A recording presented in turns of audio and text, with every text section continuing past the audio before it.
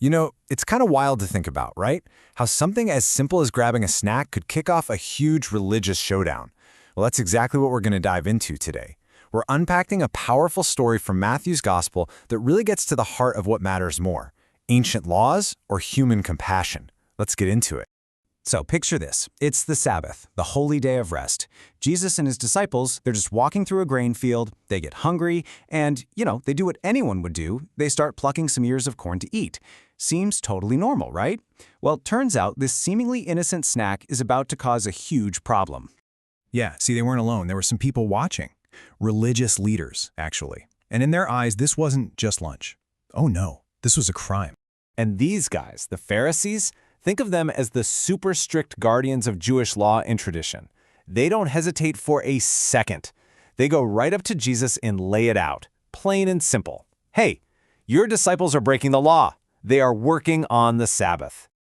Okay, so this is where you might be thinking, work? Seriously? Plucking some grain?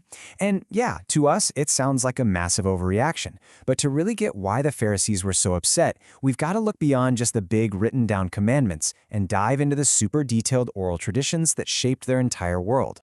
See, the issue wasn't that they were breaking one of the 10 Commandments or something you'd find in the book of Exodus. No, the problem was that they were breaking the rules within the fence that had been built around the law.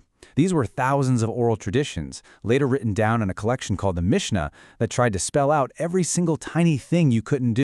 And this fence was no joke. It had 39 main categories of stuff you couldn't do on the Sabbath. 39! And from the Pharisees' point of view, the disciples had just committed 2 of them. Plucking the grain? That's a form of reaping. Rubbing the husks off in their hands? That counts as threshing. So for them, it was case closed. A total violation. But Jesus' comeback? It's just brilliant. He completely sidesteps their nitpicky rulebook. He doesn't argue about their definitions. Instead, he flips the whole thing on its head, using the one thing they can't argue with, their own sacred scriptures. He kicks it off with a little history pop quiz. He literally asks them, hey, haven't you guys read this? And then he brings up this story about King David, one of their greatest heroes ever, who, when he was desperate and hungry, broke a pretty serious sacred rule. And the comparison is just perfect. David and his men were starving, so they ate the special holy bread that was only supposed to be for the priests. The disciples are hungry, so they pluck some grain. You see what he's doing? He's pulling a precedent right from their own history books, basically saying, look, urgent human need can take priority over ceremonial law.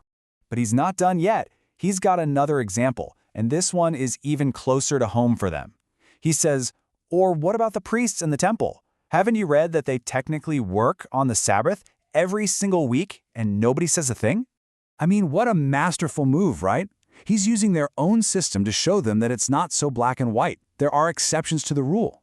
Why are the priests blameless? Because their work serves a higher divine purpose. It's for God, in his temple. He's building this powerful case that the reason you do something matters more than the action itself.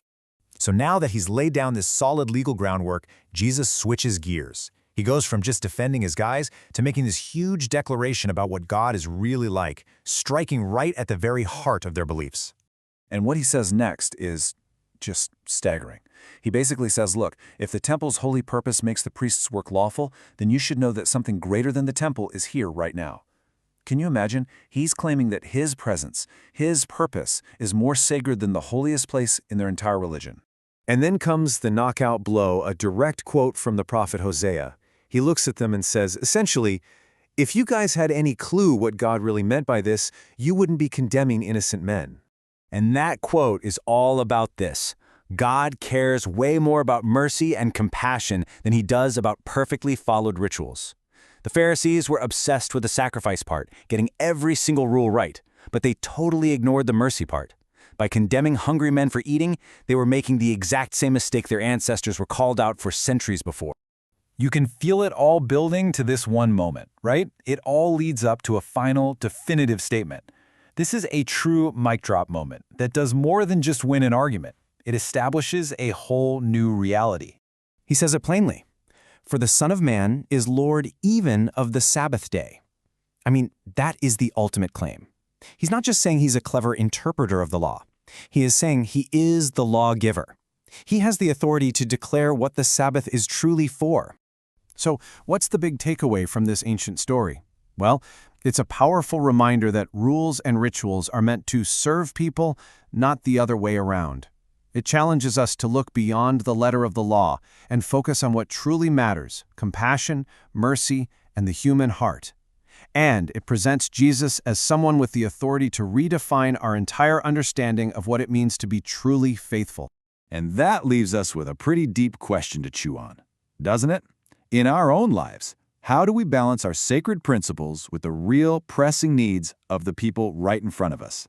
It's amazing how a simple debate in a grain field from 2,000 years ago continues to challenge us today.